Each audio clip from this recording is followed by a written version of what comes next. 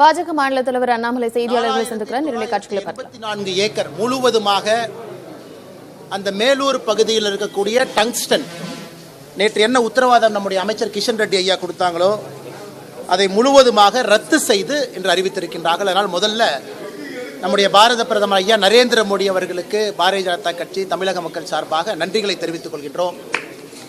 இரண்டாவது, அந்த கிராம பகுதி மக்கள் கிட்டத்தட்ட 20,000 பேருக்கு மேலே ஒரு மன நிம்மதி இல்லாமல் இருந்தாங்க.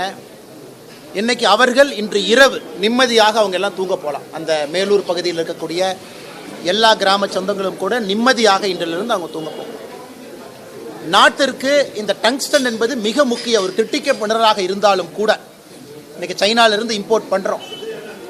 நம்முடைய கிஷன் ரெட்டி அவங்ககிட்ட பிரதமர் ஐயா கிட்ட நாங்கள் எடுத்துகிட்டு போகும் பொழுது இது முக்கிய மினரலாக இருந்தாலும் கூட அந்த பகுதி சமணர் படுகை, பெரியார் பாசனம், ஒருபோக விவசாயம் அதெல்லாம் தாண்டி ஆண்டாண்டு காலமாக விவசாயம் மூலமாக வாழ்வாதாரத்தில் இருக்கக்கூடிய பொதுமக்கள் அவர்களுக்காக அந்த திட்டத்தை கொண்டு வர வேண்டும் என்று சொல்லி, இது உங்களுக்கு தெரியும், இந்திய அரசு சார்பாக ஒரு திட்டத்தை முழுவதுமாக ரத்து செய்வது எவ்வளவு கடினம் என்பது உங்களுக்கு தெரியும். காங்கிரஸ் ஆட்சியும் பார்த்துருக்கிறோம், பாரதிய ஜனதா கட்சியும் பார்த்துருக்கோம். இன்னைக்கு பிரதமர் அவர்கள் செய்திருக்கின்றார்கள் என்றால் பெரிய நன்றி அவருக்கு தெரிவிக்கின்றோம். இந்த நேரத்தில் அதே நேரத்தில் நேற்று டெல்லிக்கு வந்த அம்பலக்கார ஐயாலாம் இந்த அரசாணை வராமல் நாங்கள் ஊருக்கு வரமாட்டோம், நாங்கள் ஊருக்கு போய் மக்களை பார்க்க முடியாது என்று சொன்னார்கள்.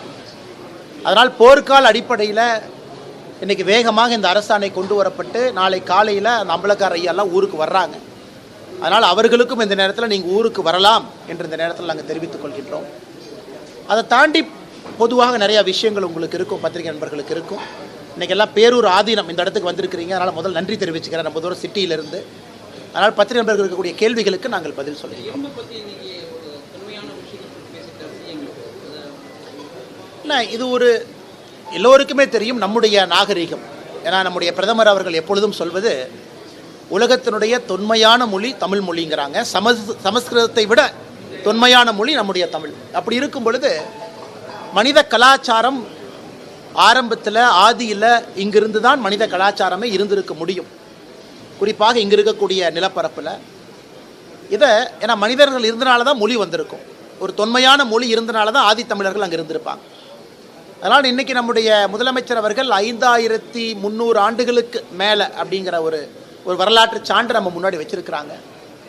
ஏன்னா சயின்ஸ் எப்பொழுதுமே வளர வளர பல புதிய விஷயங்களை நாம் தெரிந்து கொள்வதற்கு ஒரு வாய்ப்பு.